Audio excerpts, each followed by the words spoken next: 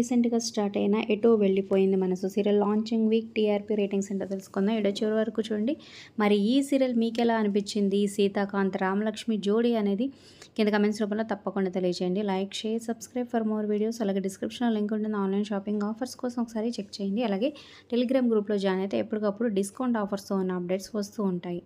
ఇక ఈ serial launch 6 PM అయితే జరిగింది. సో ఈ సీరియల్ కోసం చాలా సీరియల్స్ టైమింగ్స్ అయితే చేంజ్ చేయడం అయితే జరిగింది.